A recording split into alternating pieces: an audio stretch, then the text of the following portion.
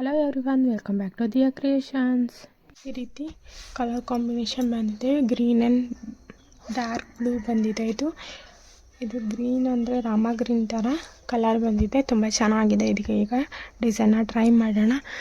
ಜಾಸ್ತಿ ಇದರಲ್ಲಿ ಹಾಕ್ತಿಲ್ಲ, ಸಿಂಪಲ್ಲಾಗಿ ಹಾಕ್ತಿದ್ದೀನಿ. ಯಾವ ಥರ ಬರುತ್ತೆ ಅಂತ ನೋಡ್ಕೊಳ್ಳೋಣ. ಈ ರೀತಿ ಕಾಪರ್ ಜರಿ ಇರೋದ್ರಿಂದ ಕಾಪರ್ ಕಲರ್ ಬೀಡನ್ನ ತೊಗೊಂಡಿದ್ದೀನಿ. ಹಾಗೆ 10 ನಂಬರ್ ನೀಡಲ್ ತೊಗೊಂಡಿದ್ದೀನಿ. ಈಗ ಸ್ಟಾರ್ಟ್ ಮಾಡೋಣ ಡಿಸೈನ್. ಸ್ವಲ್ಪ ಹಾಕಿದ್ದೀನಿ. ಇದನ್ನು ಯಾವ ಥರ ಹಾಕೋದು ಅಂತ ನೋಡ್ಕೊಳ್ಳೋಣ. First starting 2 time single crochet ಮಾಡ್ಕೋಬೇಕು.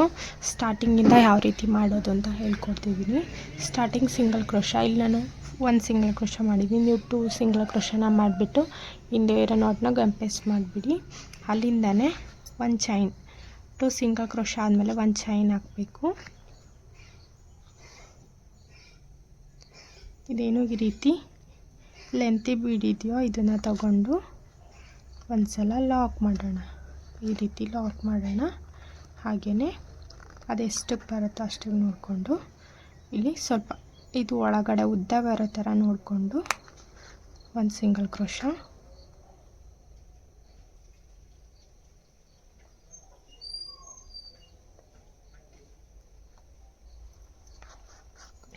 ಒಂದು ಸಿಂಗಲ್ ಕ್ರೋಶಾ ಆದಮೇಲೆ ಮತ್ತೆ 1 ಚೈನ್, ದಾರ ಮೇಲ್ ಮಾಡಿ ಮತ್ತೆ ಒಂದು ಬೀಡನ್ನ ಹಾಕಿ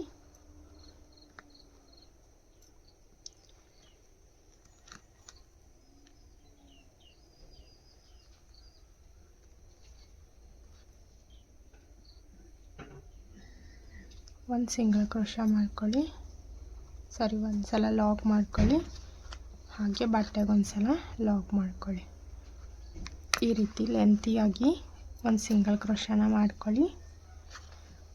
ಆನಂತರ ಇಲ್ಲಿ 1 ಚೈನ್ ಹಾಕ್ಕೊಳ್ಳಿ. 1 ಟೈಮ್ ಸೂಜಿ ಮೇಲೆ ದಾರ ಸುತ್ಕೋಬೇಕು.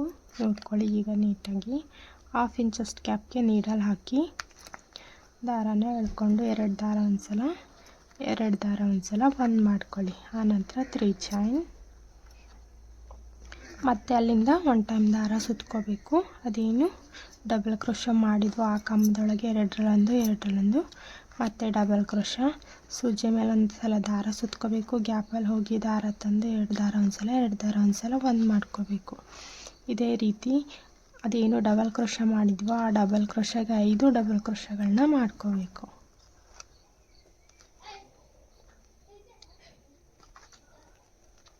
ಈ ರೀತಿ 5 ಡಬಲ್ ಕ್ರೋಶಾ ಆದಮೇಲೆ ಅದನ್ನ ಲಾಕ್ ಮಾಡೋಣ.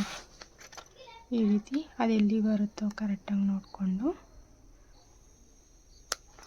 ಲೆಂತಿಗೆ ಒಂದು ಸಿಂಗಲ್ ಕ್ರೋಶಾ, ಮತ್ತು ಅಲ್ಲಿಂದನೇ 1 ಚೈನ್, ಅಲ್ಲಿಂದ ಮತ್ತೆ ದಾರ ಸುತ್ಕೊಂಡು 1/2 ಇಂಚಷ್ಟು ಕ್ಯಾಪ್ಗೆ 1 ಡಬಲ್ ಕ್ರೋಶಾ, ಡಬಲ್ ಕ್ರೋಶಾ ಆದಮೇಲೆ 3 ಚೈನ್, ಅಲ್ಲಿಂದನೇ ದಾರ ಸುತ್ಕೊಂಡು ಅದೇನು ಡಬಲ್ ಕ್ರೋಶಾ ಮಾಡಿರ್ತೀವೋ ಅದೇ ಡಬಲ್ ಕ್ರೋಶಾಗೆ 5 ಡಬಲ್ ಕ್ರೋಶಾ,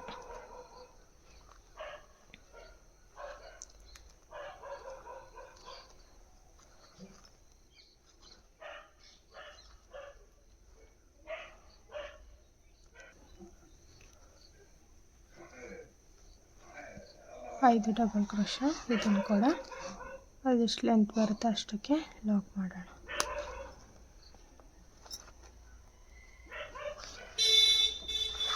ಈ ರೀತಿ ಮಾಡಿ ಮತ್ತೆ 1 ಚೈನ್ ಹಾಗೆ 1 ಬೀಡನ್ನ ಹಾಕೊಳ್ಳೋಣ. ಬೀಡನ್ನ ಹಾಕಿ ಲಾಕ್ ಮಾಡಿ ಬಟ್ಟೆಗೆ ಒಂದ್ಸಲ ಲಾಕ್, ಮತ್ತೆ 1 ಚೈನ್, ಇನ್ನೊಂದು ಬೀಡ್ ತಗೊಂಡು ಲಾಕ್ ಮಾಡಿ.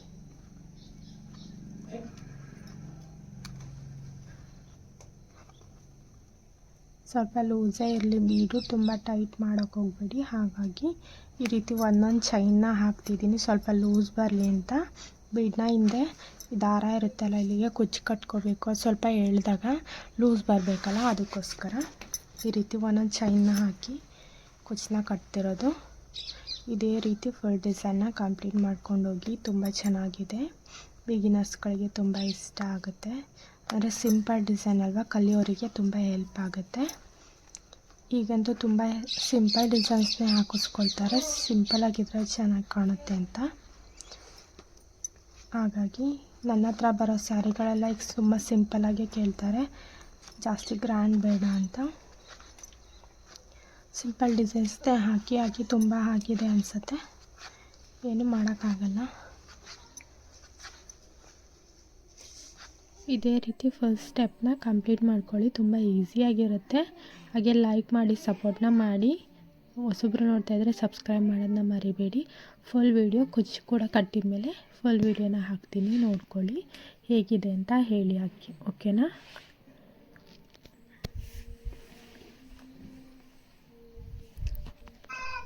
ಈಗ ಫುಲ್ ಕುಚ್ಚು ಕೂಡ ಕಟ್ಟಿ ಆಗಿದೆ, ನೋಡ್ಬೋದು ನೀವು. ತುಂಬ ಚೆನ್ನಾಗಿ ಬಂದಿದೆ, ಸಿಂಪಲ್ಲಾಗಿ ಬೇಗನೆ ಮುಗಿಸ್ಕೋಬೋದು ಡಿಸೈನ್ನ. ಓಕೆ ಗಾಯ್ಸ್, ನೆಕ್ಸ್ಟ್ ವೀಡಿಯೋದಲ್ಲಿ ಸಿಗೋಣ. ಬಾಯ್. ಇದೇ ಥರ ಇಂಟ್ರೆಸ್ಟಿಂಗ್ ವೀಡಿಯೋ ಜೊತೆ ಬಾಯ್.